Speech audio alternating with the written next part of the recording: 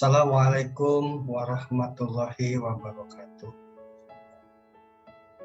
Alhamdulillahi rabbil alamin wa bihi nasta'inu ala umuri dunya waddin wa ala alihi wa sahbihi ajma'in amma ba'd.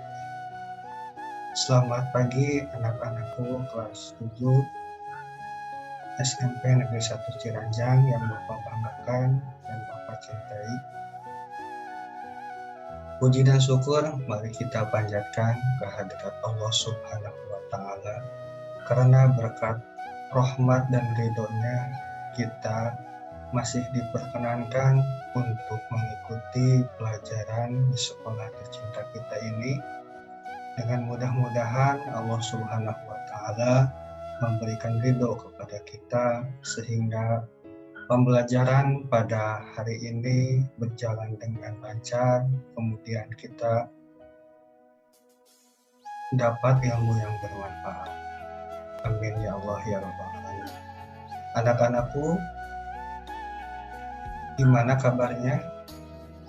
Semoga kalian dan keluarga tetap sehat walafiat. Tetap pada saat ini kita harus saling menjaga satu sama lain, diantaranya dengan tetap memakai protokol kesehatan. Jangan sampai kita lengah karena saat ini kita belum sepenuhnya terlepas dari ancaman COVID-19.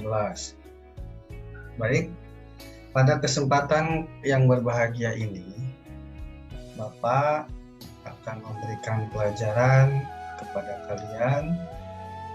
Semoga kalian dapat memahami apa yang nanti akan Bapak presentasikan dan Bapak uraikan. Mudah-mudahan sekali lagi kita semuanya mendapatkan manfaat. Bapak akan presentasikan materi yang akan kita pelajari bersama-sama.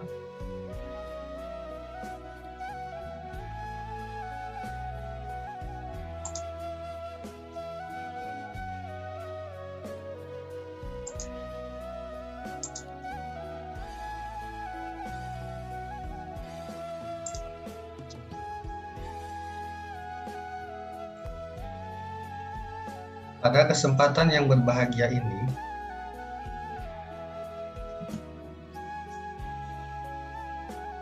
materi yang akan kita bersama-sama pelajari yaitu Damaskus, Pusat Peradaban Timur Islam.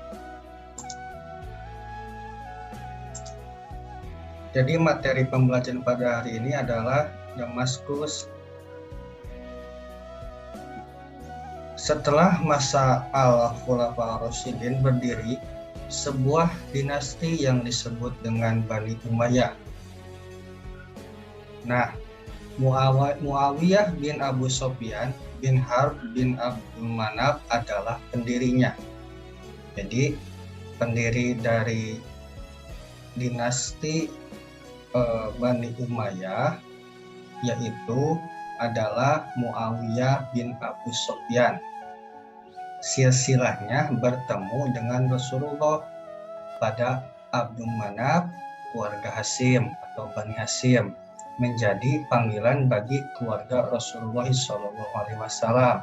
Sementara keturunan Umayyah disebut dengan keluarga Umayyah atau Bani Umayyah.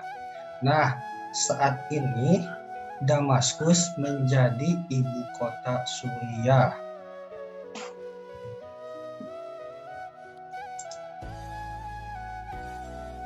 Selanjutnya, sejarah berdirinya Bani Umayyah di Damaskus. Muawiyah bin Abu Sufyan berhasil mendirikan dinasti ini bukan hanya karena kemenangan diplomasi pada peristiwa Siffin. Akan tetapi ia memiliki pemikiran yang kuat untuk membangun masa depan. Dukungan terhadapnya diperoleh dari Bani Umayyah dan orang-orang Suriah. Jadi Muawiyah bin Abu Sufyan itu memiliki pemikiran yang sangat bagus, patut kita contoh. Di antaranya adalah sifat yang memikirkan tentang membangun masa depan. Contohnya seperti kita sekarang harus memiliki rasa cinta tanah air. Kemudian dalam hati kita harus memiliki rasa ingin membangun negeri ini. Salah satu contohnya yang bisa kita lakukan pada saat ini adalah belajar dengan tekun di sekolah maupun di rumah. Itu adalah salah satu hikmah kita mempelajari materi pada kesempatan ini.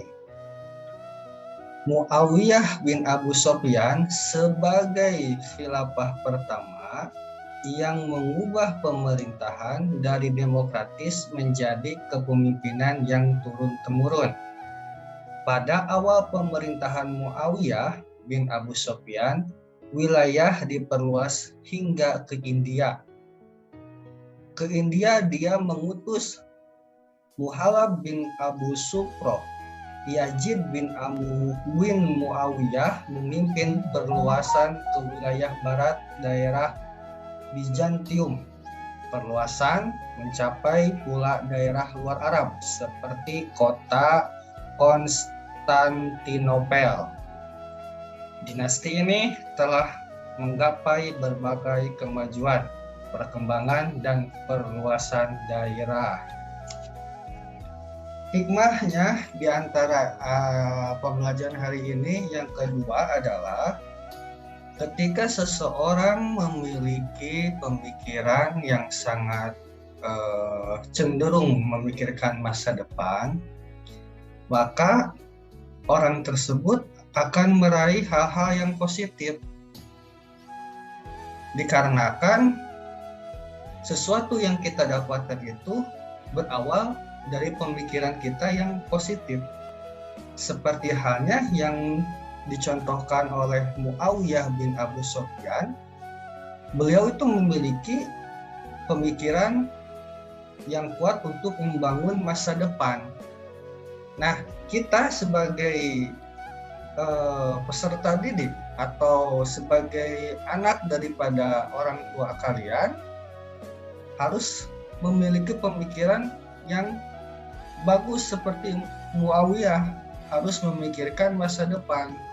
Masa depan itu tidak akan mudah tercapai kalau tidak dipersiapkan dari sekarang. Contohnya Muawiyah bin Abu Sufyan, dia memiliki pemikiran yang sangat bagus untuk masa depan dan dibuktikan dengan hasil-hasil yang disebutkan tadi, diantaranya adalah memperluas wilayah yang dia pimpin.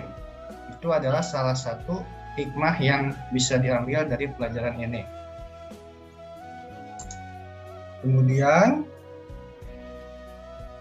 pada masa Muawiyah bin Abu Sufyan, pasukan mengepung Konstantinopel dapat ditarik. Beliau mendirikan departemen pencatatan, mendirikan pelayanan pos, pemisahan urusan keuangan dari urusan pemerintahan diatur secara teknis dengan pengangkatan seorang pejabat khusus, yaitu Sahib al-Kharaj.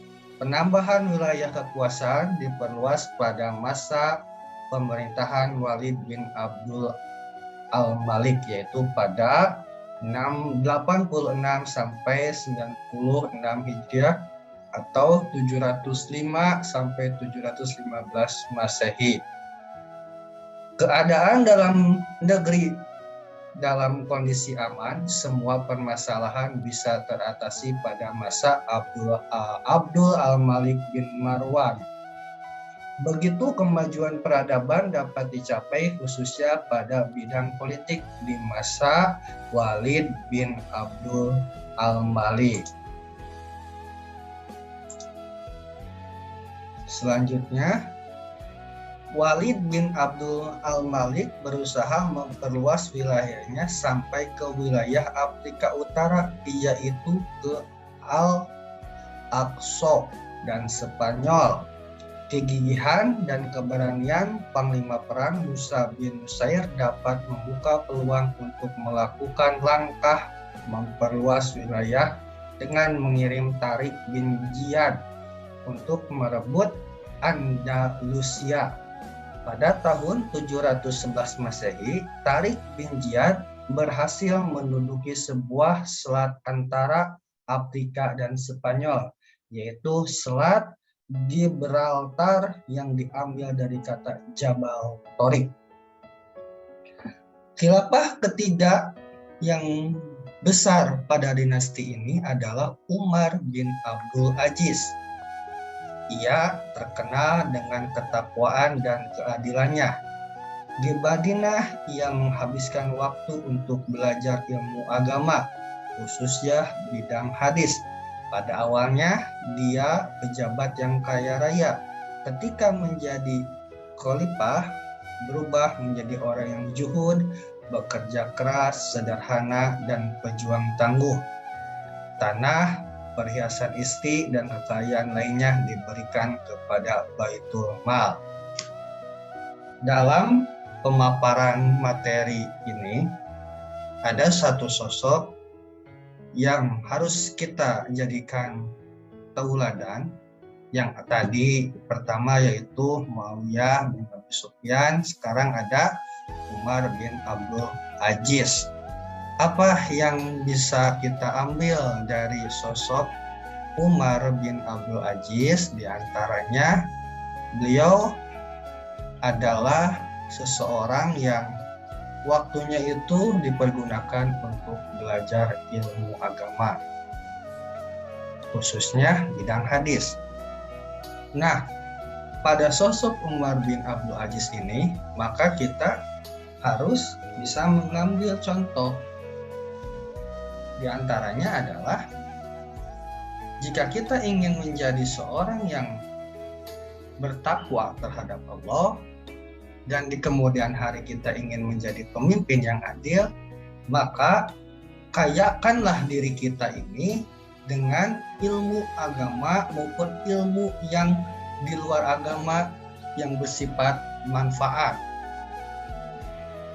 Karena apa? Karena di kisah ini disebutkan bahwa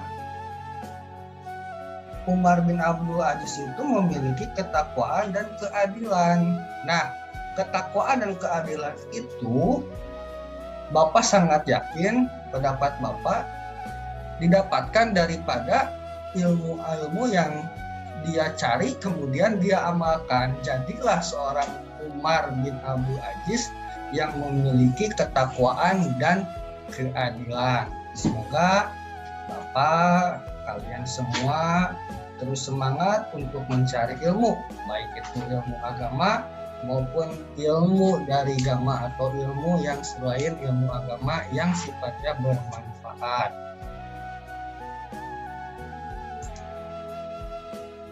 Selanjutnya,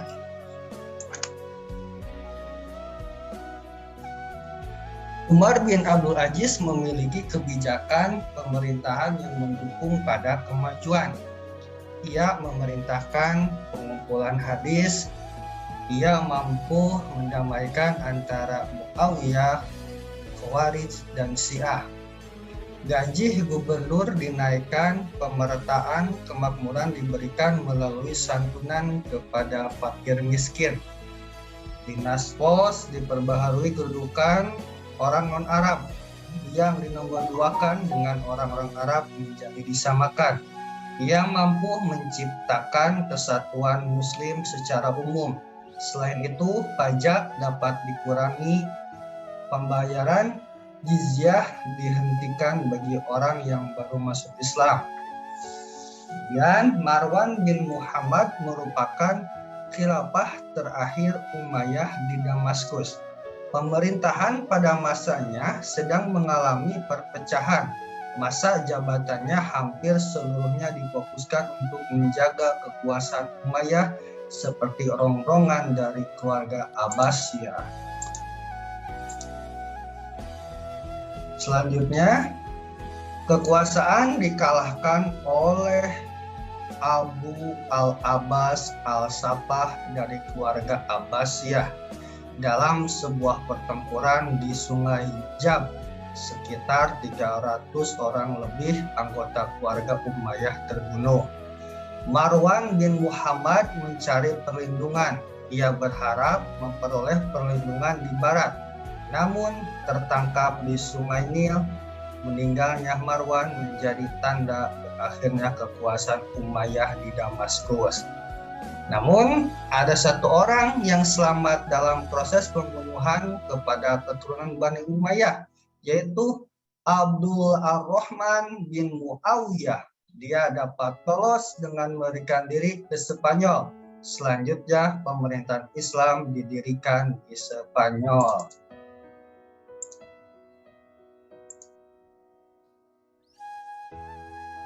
Nah, ini adalah sekian dari banyaknya gambaran Damaskus ya. Sekali lagi, Damaskus itu adalah ibu kota Suriah sekarang.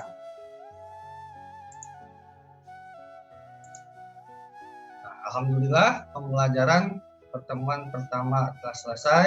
Insya Allah kita akan bertemu lagi di lain kesempatan.